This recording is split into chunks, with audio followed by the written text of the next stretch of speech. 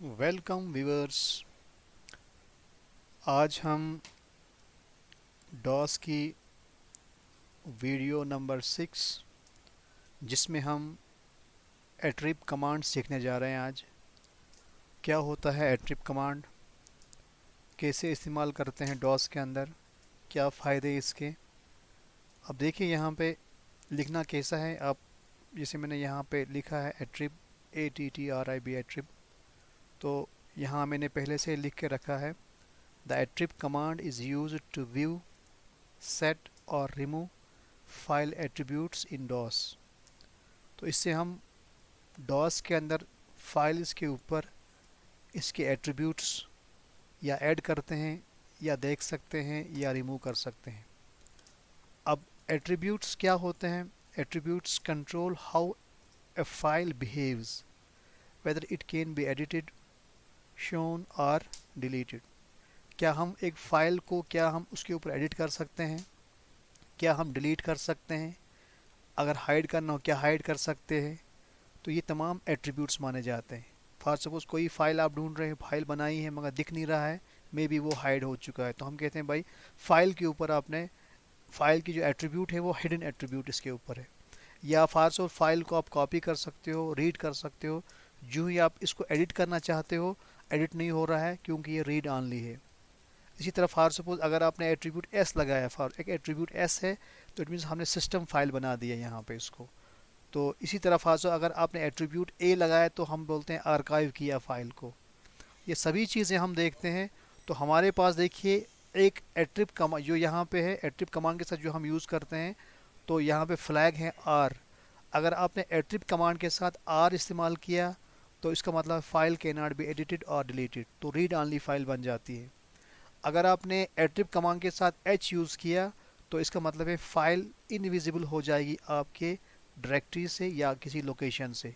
No doubt कि file वहीं पे होगी, मगर जब आप देखना चाहोगे वो फ़ाइल वहाँ पे नहीं दिखेगी। इसी तरह फाज अगर आपने एट्रिप कमांड के साथ एस यूज़ किया तो आप उसको सिस्टम प्रोटेक्टेड फ़ाइल बना सकते हैं। सिस्टम प्रोटेक्टेड फ़ाइल कौन से होते हैं उस पर एक अलग से बहस होगी। इस तरह अगर आपने एट्रिप एट्रिप कमांड के साथ ए यूज़ किया तो उसका मतलब है the file change since last backup. तो हम कभी बैकअप लेते हैं तो बैकअप बैकअप लेने के बाद अगर आपने उस फाइल को और एडिट किया या चेंज किया या मॉडिफाई किया, तो हम कहते हैं भाई उसका, उस बैकअप लेने के बाद, तो जो हमने फ़ाइल वहाँ पे एडिशन की है या चेंज हुआ है उसको हम कहते हैं फॉर सपोज यहाँ पे ये है आर्काइव फाइल। अब सवाल यहाँ पे है रूल क्या है, कैसे इस एट्रिप कमांड को हम डॉस प्रॉम्प्ट पे लिखें या डॉस के अंदर लिखें। मैंने यहाँ पे लिखा है, हम लिखते हैं एट्रिप पहले, चाहे स्मॉल में लिखिए या कैपिटल में लिखिए। मैंने यहाँ पे स्क्वायर ब्रैकेट्स में क्या लिखा है, प्लस आर,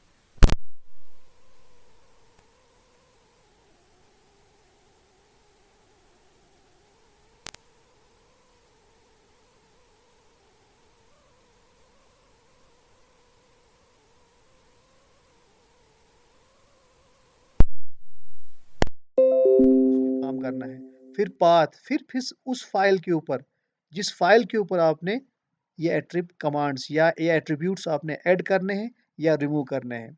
फॉर सपोज यहाँ पे प्लस का मतलब क्या है? प्लस का मतलब है add, adds an attribute. For अगर आपने किसी फाइल को रीड ऑनली बनाना है तो आप क्या लिखते हो, एट्रिप प्लस आर और फाइल नेम लिखते हो फॉर सपोज। अगर आपको किसी फाइल को हाइड करना है तो आप लिखते हो एट्रिप प्लस एच, तो वो फाइल हाइड हो जाती है।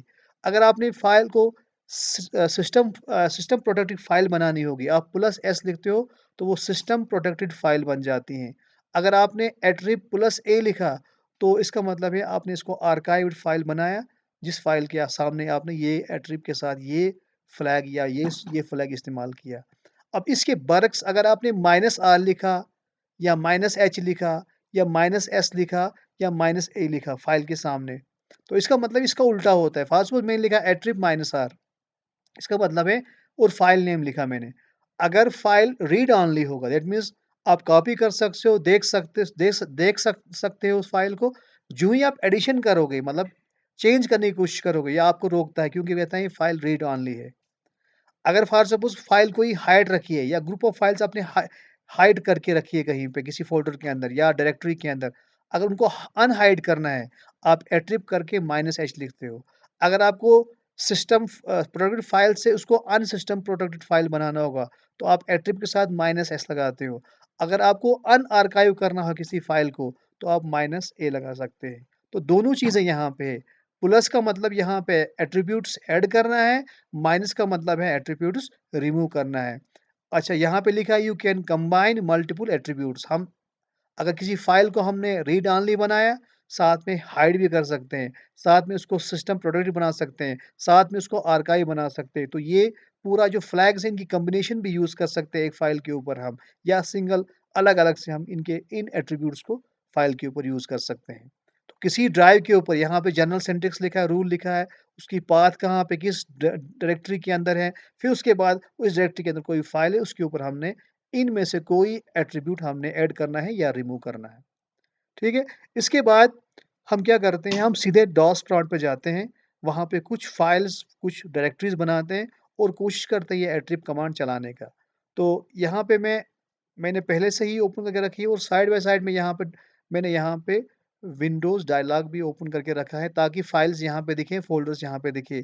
तो मैं एक काम करता हूँ, मैं डायरेक्ट यहाँ पे मैं जाता हूँ जी ड्राइव के अंदर, क्योंकि जी ड्राइव मेरा पेन ड्राइव यहाँ पे इसके अंदर जाता हूँ और मैं कमांड चलाता हूँ dir/p। इसका मतलब है list out all the files, folders या डायरेक्टरीज़, सब डायरेक्टरीज़, फाइल्स, डेट कब था उनका, साइज़ क्या है, किस टाइम पे बनाया है, ये सब dir कमांड से हम देख सकते हैं। जब मैं एंटर करता हूँ, देखिए इस डायरेक्टरी के अंदर या इस ड्राइव के अंदर कोई फ़ाइल वहाँ पे नहीं है यहाँ पे, क्योंकि मेरा जो पेन ड्राइव है बिल्कुल फ़ॉर्मेट करके है, इसमें कोई फ़ाइल या फ़ोल्डर या कोई फ़ाइल हमने डायरेक्टरी नहीं बनाई। चलिए हम कमांड एमडी कमांड से कुछ डायरेक्टरीज़ बनाते हैं। मैं लिखता हूँ सेल 1, उसके बाद लिखता हूँ सेल 2, उसके बाद लिखता हूँ सेल 3, उसके बाद लिखता हूँ सेल 4, उसके बाद लिखता हूँ cell 5। With one command I am trying to create 5 directories, cell 1, cell 2, cell 3, cell 4 and cell 5 within the root directory of G drive. उसके बाद मैं एंटर करता हूँ या हिट एंटर की करता हूँ। अब देखिए विदाउट एनी मैसेज, और यहाँ देखिए राइट लेफ्ट साइड में कोशिश करता हूँ यहाँ पे ज़ूम करने का, तो मैं दिखाता हूँ यहाँ पे देखिए, यहाँ पे ये 3, 4, 5 डायरेक्टरीज़ यहाँ पे बने जिनको हम विंडोज़ के अंदर फ़ोल्डर्स कहते हैं और डॉस के अंदर यहाँ पे हम डायरेक्टरीज़ कहते हैं। मैंने कहा यहाँ पे आप एक सेल डायरेक्टरी बनाइए, cell 1, cell 2, cell 3, cell 4, cell 5 G के ड्राइव के अंदर या जी ड्राइव के रूट डायरेक्टरी में या जी ड्राइव कह सकते हैं। जब हम यहाँ पे देखते हैं साइड बाय साइड, यहाँ पे जी ड्राइव के अंदर देखिए सेल 1, सेल 2, सेल 3, सेल 4 और सेल 5 यहाँ पे इसके क्या बने, यहाँ पे इसके यहाँ पे इसके यहाँ पे ये फ़ोल्डर्स बन के आए हैं। अब करना क्या है, एक्चुअली हमने एट्रिप कमांड चलाना है। अभी कोई फ़ाइल ही नहीं हमारे पास है। मैं कोशिश करता हूँ यहाँ पे, मैं एक कमांड चलाता हूँ जिसका नाम है टाइप कमांड, और यहाँ पे लिखता हूँ नल और सामने लिखता हूँ ग्रेटर देन सिंबल और सामने लिखता हूँ for suppose try1 dot TXT.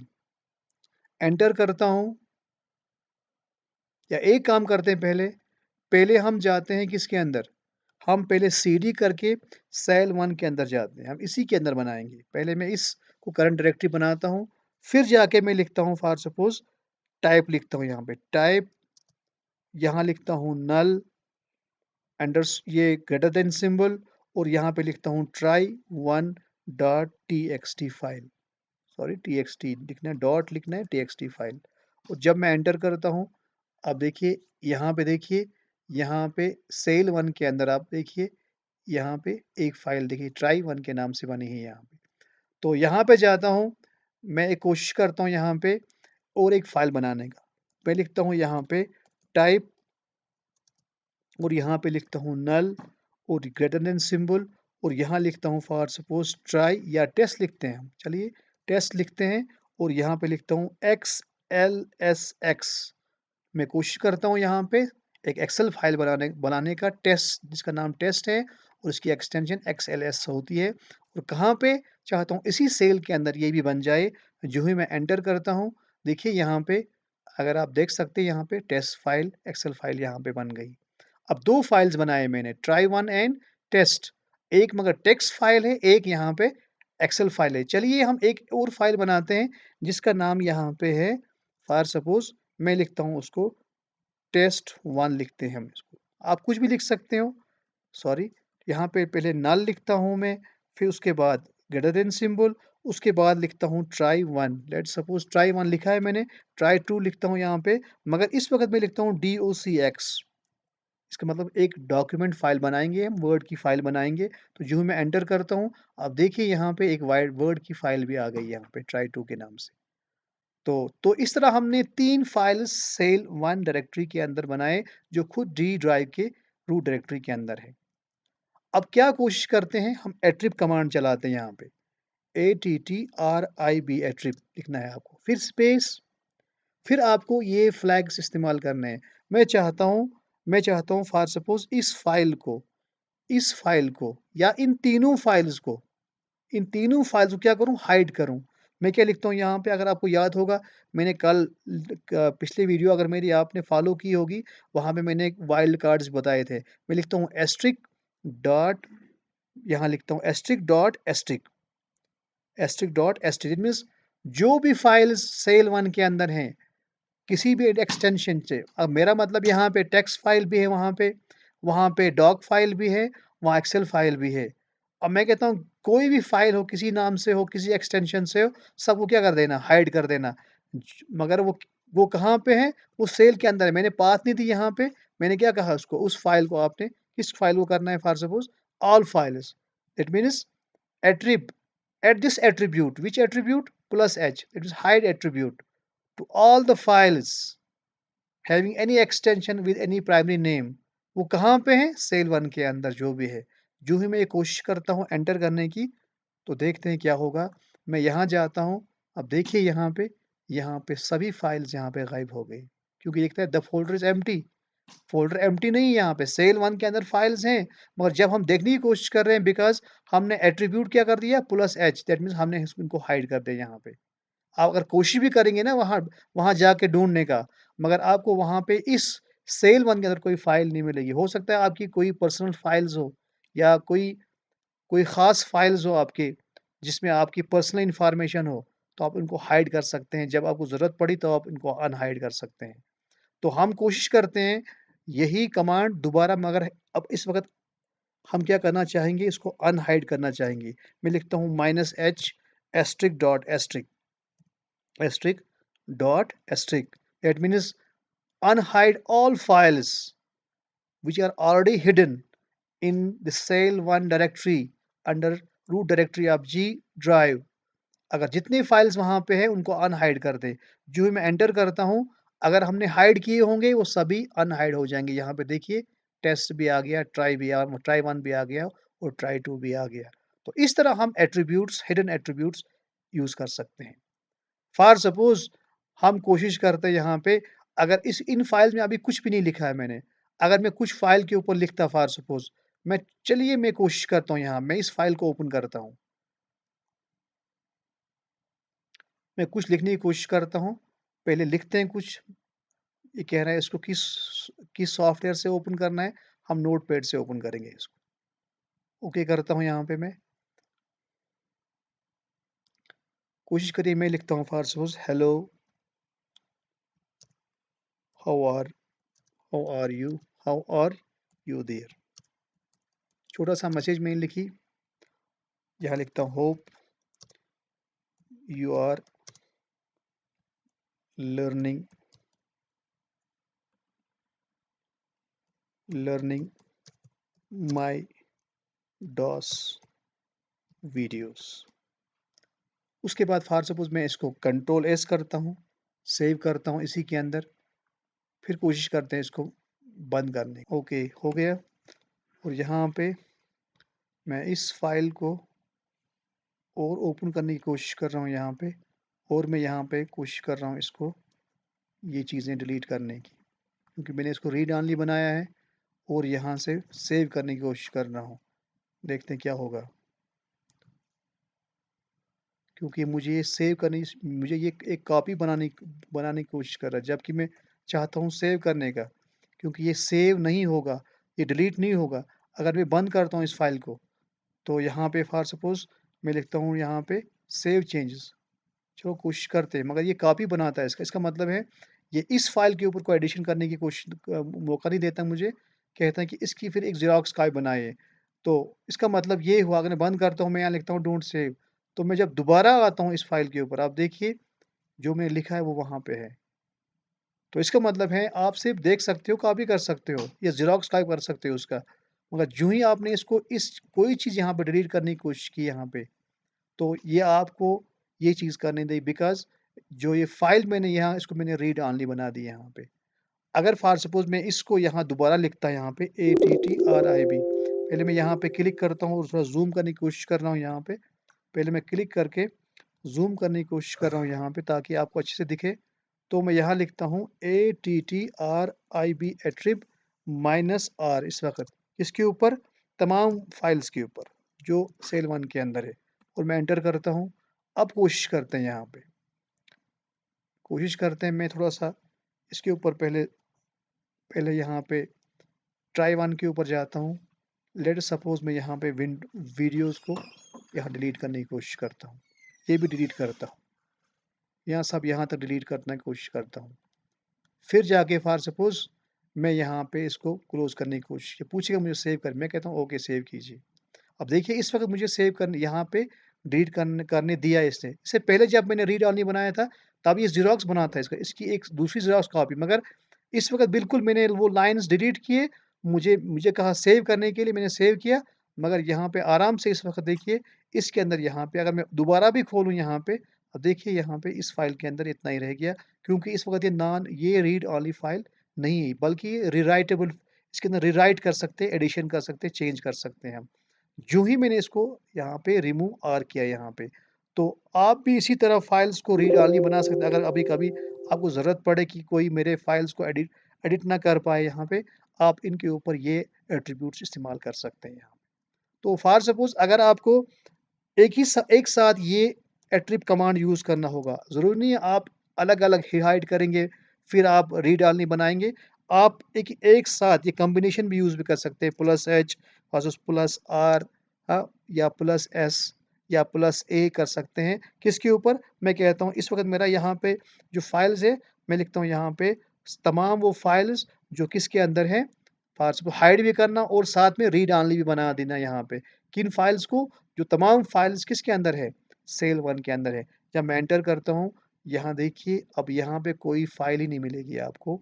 अगर मिल भी जाएगी तो अगर आप ओपन करने की चेंज करने की कोशिश करेंगे, तो वो आपको चेंज करने की कोशिश आपको अलाउ नहीं करेगी, बल्कि आप जब कोशिश करोगे चेंज करने की, ये एक ज़ेरॉक्स कॉपी बनाएगी उसकी। जो ओरिजिनल फाइल है उसको कोई चेंज आप नहीं कर सकते हैं। तो जो ही आप अगर आप चाहते हो तमाम चीज़ें हटाना, तो आप क्या कर सकते हैं, एक कमांड चलाओगे, दूसरा इसी तरह आप लिख सकते हो ATTRIB एट्रिब, और यहाँ पे लिखोगे for suppose -H, for suppose -R, यहाँ पे किन के ऊपर? वो तमाम फाइल्स एंड इवन फ़ोल्डर्स को भी हम रीड ओनली बना सकते हैं या हाइड कर सकते हैं। फाइल्स के ऊपर ही नहीं, हम एट्रिब कमांड को फ़ोल्डर्स के ऊपर या डायरेक्टरीज़ के ऊपर भी इस्तेमाल करेंगे। हम ट्राई करेंगे अभी।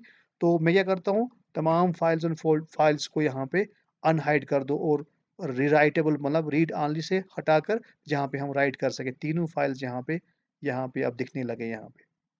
कोशिश करता हूँ मैं यहाँ पे जी के रूट डायरेक्टरी में जाता हूँ फॉर सपोज़, या एक डॉट लिखता हूँ, इससे बाहर आता हूँ, तो मैं बिल्कुल बिल्कुल रूट डायरेक्टरी में आ रहा हूँ यहाँ पे। तो मैं रूट डायरेक्टरी में आया, मैं कोशिश करता हूँ यहाँ पे ATTRIB लिखने का एट्रिब, और यहाँ पे फॉर सपोज़ लिखता हूँ मैं, यहाँ लिखता हूँ मैं सेल 1। मैं चाहता हूँ ये सेल 1 जो है ये हाइड हो जाए।